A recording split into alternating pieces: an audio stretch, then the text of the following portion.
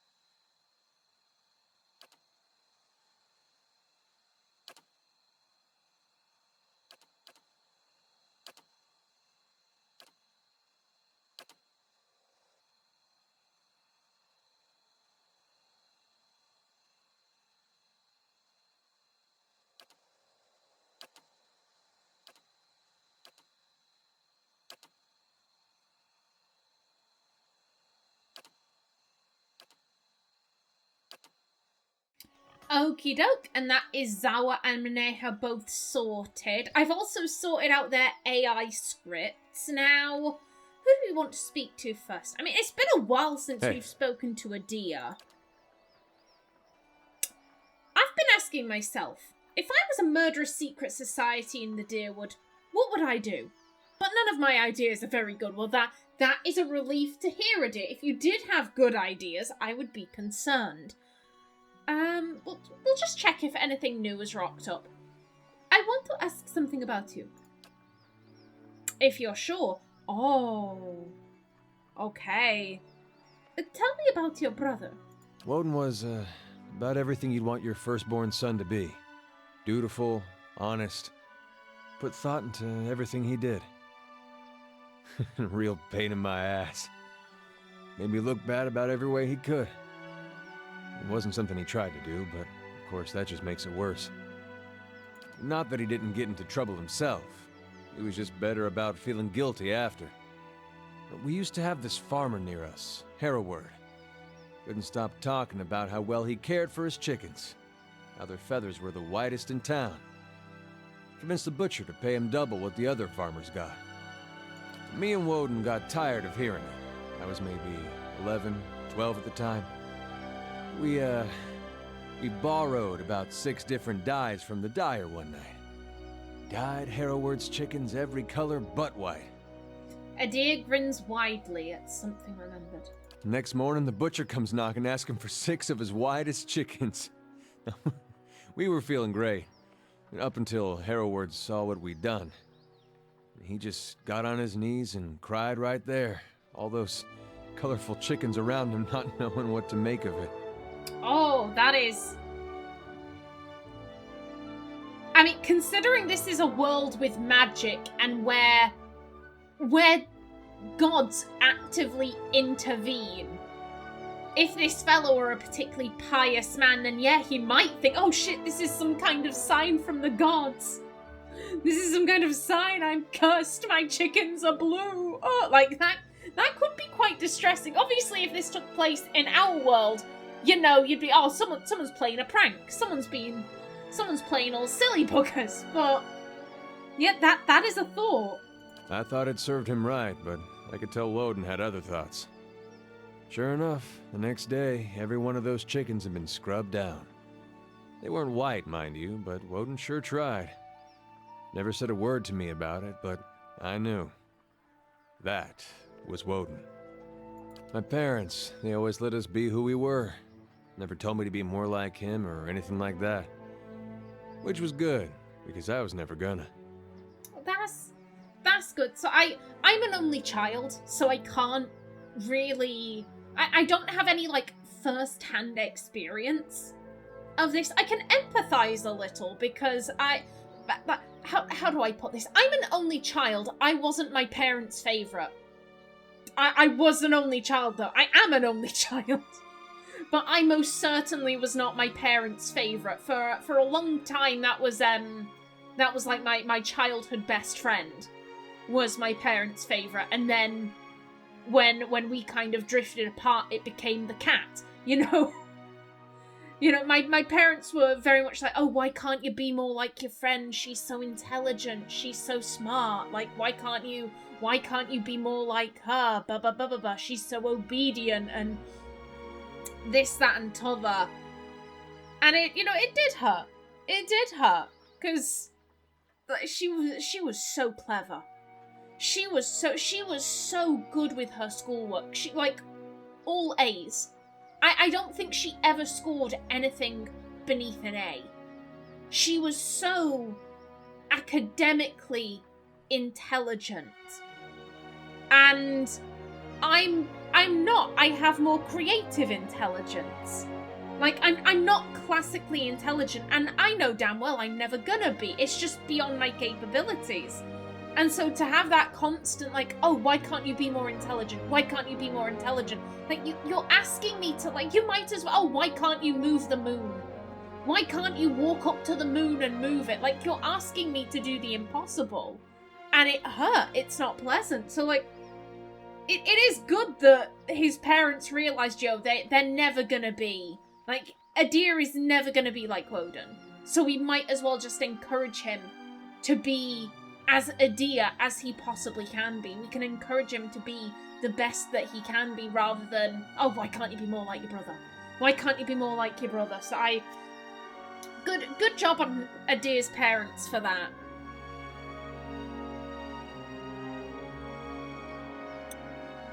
Considering this is grayed out, I assume I've already asked this. I think he mentions that his parents left town. They went somewhere else and they wanted him to come with them, but he didn't want to add it. Maybe. Like I said, I've probably already asked it, given that it's grayed out. I want to ask you about something else. What's on your mind? I was wondering about Aethys. It makes two of us. Okay, yeah, we've asked all of this. I want to ask you about something else. What's on your mind? Let's keep moving. Okay, and... Yes? Buddy, how are you doing?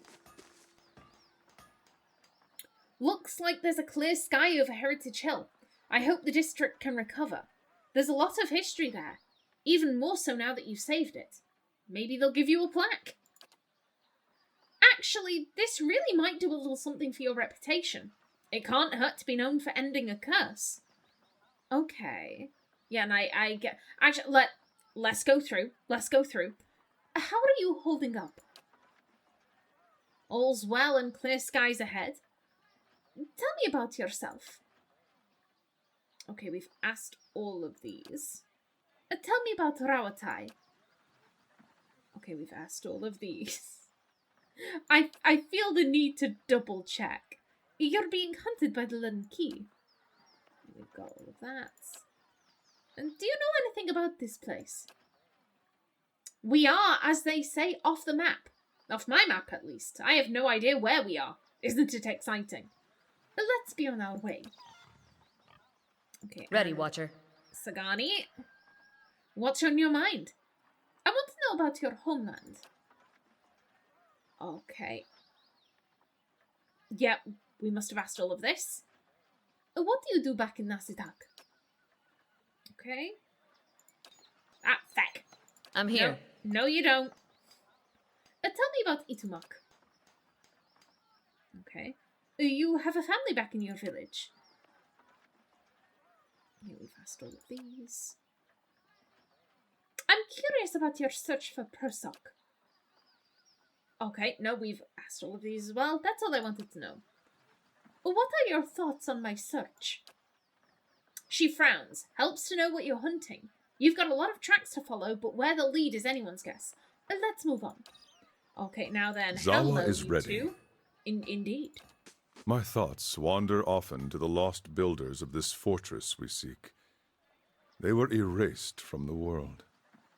I wonder, was it meant to be so? Everything happens with a purpose, even if it is unclear to us. No one deserves that. If they all killed each other, then they had it coming. Maybe there are still traces of them. If they were meant to continue, surely the gods would have intervened. Ooh, no one deserves that. We don't know what happened. We don't know what happened. I think... surely the gods would have intervened. I don't think Ximena would believe that to be true, because, as I've said before, Ximena ruins lives. Ximena ruins lives. She is absolute... and I don't just mean, like, she targets bad people. Like, no, she targets anyone. Anyone she thinks she can pull off a scheme on, she will target them. Whether they are bad, whether they are good, whether they are completely neutral. Like, she will go after anyone. She has undoubtedly hurt extremely good, kind, empathetic, compassionate people. And the gods never intervened. The gods never intervened in that. Ximena, obviously, she does believe in the gods. She is godlike, after all. But I think her kind of thought is that, like, generally speaking, the gods just stick to their own. That being said, we did speak to Whale when we found that scroll. But I think Ximena would consider that, like, a rarity. The gods, generally speaking, don't intervene. It's something rare.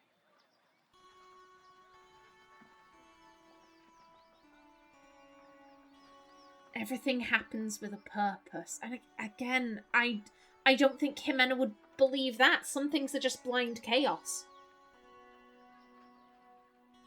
Trying to assign purpose to chaos, it's fruitless.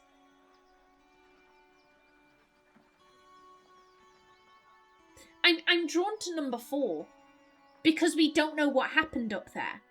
No one deserves that. Well, they might have done. They might have been doing heinous shit up there. They might have been doing really weird, disgusting shit that anyone would be like, oh yeah, they deserve death. They deserve... like, we don't know. And again, if they all killed each other, then they had it coming. Well, maybe they were mind-controlled into killing each other, if that's what happened. In which case, they didn't have it coming. They were the victims of circumstances. So yeah, I think number 4, maybe there are still traces of them so we can learn what happened. Maybe there are still traces of them. After 2 centuries, I would not hold out hope. All things fade, and always sooner than we wish. Okay, but, mate, I want... Zahua is ready. These feuds between Ogre and Kith, I do not see them ending until one is wiped out. Or both. I want to know more about your beliefs. The ways of the Nalpazka can make little sense to an outsider. Ooh. Who are the Nalpazka? We are the warriors of the Takan. Nobles, peasants, it does not matter. We are souls caged in flesh, nothing more. He knocks on his sternum. But it is one thing to say it, another to know it. So we train until we know it, or until we meet our ends. Zahua regards you a moment. I give this answer because it is what you wanted, but the Nalpazga would say different. They would say that we are nothing at all. What do the Nalpazga seek? Zahua studies the horizon. He smiles as if at a pleasant thought, and does not look at you as he speaks. Perfection. He lets the word hang in the air a moment, as though it were an invocation. Look around you. The world is perfect. Every being, every moment, every death. He frowns and shakes his head. Rarely do we see this. We stumble through life, lost in distractions. Every practice of the Nalpazga is a reminder to stop stumbling, to know the perfection. How can you say the world is perfect? What do you practice? I mean, yeah, I was immediately drawn to this one. How can you say the world is perfect? You think the world imperfect? Most would agree. Most would say the world is imperfect because we suffer. They imagine a world without suffering and dream of living there, and suffer all the more for it. Beneath Zahua's calm expression, a deep fervor begins to glow like fanned embers. This is their mistake. The world is perfect. It was created by a boundless wisdom. It is for us to learn why a perfect world requires that we suffer. When we met, you said you were freeing yourself from vanity. Vanity is a snare that roots us to the ground. The way we see ourselves, the way others see us, these things are not real. They cannot be touched. The Nalpazga teachings reveal many such snares. Fear, pleasure, doubt, hatred. They hold us back if we let ourselves be caught. And what happens if you can avoid being caught? Then you see only what is truly there, and you suffer no longer. You become as a god, seeing things as they do. Zahua speaks as one recalling a fantastic dream. If you can loose yourself from the snares, then you are free. Tell me about your scars. I meet people on the road, and they pity me. I've come to find it endearing. They see so many scars, and they wonder, how can the man beneath not be broken? He runs his finger over the puckered remnants of a gash on his left forearm. A scar is a wound that heals, a living reminder of our power over suffering. Ooh. I quite like that. They cause no pain, only the echo of pain, which cannot hurt you. Show me a scarred man, and I will show you a man who can overcome. It's a bit like the idea of faith untested is not real faith at all. You cannot truly say you believe until you've had that belief tested and come through it and found your belief hardened. Why had you eaten snowcap when we met? The Malkachoa? At any time, it is rare that I have not eaten some. He's constantly high. When you first try it, it seems a beautiful fantasy. You see colors you have never seen, meet creatures that are not there. With practice, you see that all it does is show you reality, the essence of all things, how they are alike and connected. I have watched trees grow and wilt before me. I have tasted meat and known the animal's life as if it were mine. He leans in conspiratorially. But the Malkachoa often causes the stomach to empty with great violence, so it is not for everyone. Tell me again why it is you think we should suffer. If I did not suffer, I would not aspire to free myself from it. I would wander from one unfulfilling goal to the next. More wealth, a better station. My soul would wither. But to search for a place beyond suffering's reach is to nurture the soul, to harden it against the elements. He clenches his fists in illustration. Suffering is the greatest gift the gods have given us, their most beautiful, perfect creation. It is the hand that turns the wheel. His eyes gleam as though looking upon an old and beloved friend. I would gladly cast light upon them. I want to ask you about something else. You would ask much of one who knows little. Where did you learn how to fight? Most Takan have two choices. They can grow crops, or they can become Nalpazka warriors. I was the youngest of 5, a dreamer. The Nalpazka were always in my thoughts. They did not feel the same about me.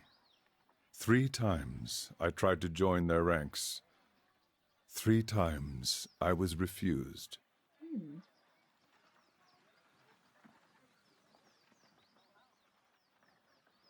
I think this is more interesting. I mean, for all we know, he might never have been accepted. He could be self-taught. Why were you refused? All that time spent dreaming, and I had not thought to prepare. I was lazy, uncoordinated, overweight. If they had not refused me, what shame I might have brought to them. He chuckles. But they accepted you eventually. They had no choice. Our high priestess had a vision. Let me guess, Malkachoa? Malkachoa, plus some other shit, knowing her. No one put on a better ceremony than she did. High priestess, what must we do? We must get high off our tits! Okay. What did she see? She saw me as chieftain, leading a host of Nalpazka warriors to victory over our enemies, the Kechmatl. The last word twists his mouth as though he'd eaten something spoiled. Our last chieftain had died over the winter. A new one had not yet arisen from the Nalpazka. So the timing was right. The next day they brought me before Ishipilo, the great master of the Nalpazka, and I became his pupil. And this Ishipilo taught you everything you know? I still trained with the other instructors, sparred and meditated with my Nalpazka brothers and sisters.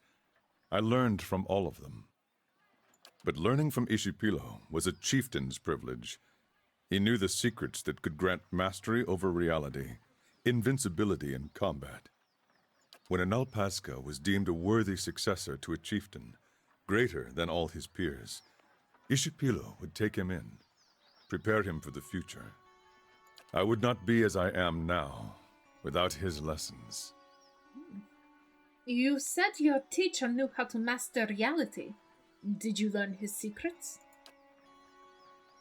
Zahua opens his mouth to speak, but only a slow exhaltation escapes. Exhalation escapes! He looks at you, frowning, and tries again. Not all of them. What was it your master never taught you? A story for another time, perhaps. One thing he did teach me was that the more you talk, the less you hear. And the less you hear, the less you have that is worth saying. But I want to talk! I want to talk! Tell me about your home. Ishimidal is vast. Outsiders think of it as one land and its people as one people. But if you walk across it, you see that there are many Ishimidals. The Ishimidal that the Khan know is rich in soil and water. The crops seem to grow in front of you. We build our homes along the Aki River, and it is good to us. Though every so often it floods, so that the Khan do not forget their suffering. It would not be the rainy season without my neighbor Esley swimming after his escaped goats and nearly drowning. The mirth on Zawa's face buries itself suddenly, as though evading capture. But home is an idea. no more real than justice or honor. My home is here now, wherever I stand. What were you doing before you came here? I hope to share knowledge with the monks of the Thousand Dreams. Their monastery lies east of here. They are said to be seekers of greater truth, like the Nalpazga. But if they still exist, I did not find them there. Let's keep moving. Okay, and... What you got for me? How did you end up in Stalwart? The other gift bearers told me Stalwart was close to the Abbey, so they suggested I ask for directions in town. You mean the other gift bearers don't know where the Abbey is? You're not exactly dressed for the weather. I see. I mean, yo, if that's how she wants to dress.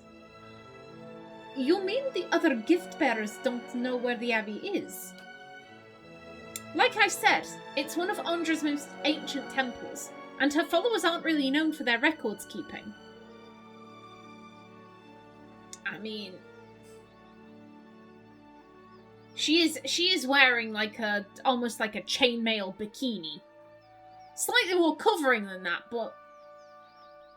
And I think I said before, I think that Ximena probably prefers hotter climes. She's from the Valian Republics, which I think are much hotter. That's what I have in my head. That could just be because you know, they're kind of based off of Italy, and obviously Italy is quite hot. Yeah, I stand by it. I think Ximena prefers hot weather. So yeah, I do think she would probably look at Maneha and be like, "Damn, how are you not dead? You're not exactly dressed for the weather." Well, Ixamital's flat as platter, so when the gift bearers told me Stalwart was way up in the mountains, I thought they were exaggerating. She shrugs. Anyway, I hate packing. I see. Always happy to chat. Why did you become a gift bearer? I guess I like wandering and meeting new folks. I've never been good at staying in one place for long. She shrugs. I have questions about the Abbey of the Fallen Moon. Me too, she glances at her boots. Why are you looking for the Abbey? I'm a gift bearer. My job is to gather tokens of things people want forgotten and surrender them to the Lady of Lament. Best place to do that is the Abbey of the Fallen Moon. Me too, she glances at her boots. You too what? What kind of tokens do you take? Anything that represents a moment or a memory someone wishes to leave behind. Love notes, awkward family heirlooms, bad poetry, the kinds of things you want to forget. The gift bearers usually dispose of tokens in the sea. Why are you going to the Abbey? Well, you throw some things into the sea and maybe they wash up on shore one day. But you want something really good and forgotten, you take it to the Abbey. She nods. So what are you taking to the Abbey now? The Abbey's all about forgetting. Wouldn't be much forgetting if I told you about it, would there? She gives you a sly grin. Her smile falters briefly. Oh. Is this a personal mission? Are you going to dispose of something that you own, not for anyone else, but for yourself? Ooh. I see. Tell me about yourself. Where to begin? Hey! Hello there. Where to begin? I spent almost 10 years as a mercenary in Old Valia. Plenty of work there. She tilts her head up and starts counting items off of her fingers. After that, I fought with pirates in the Deadfire, or for them, depending on who was paying.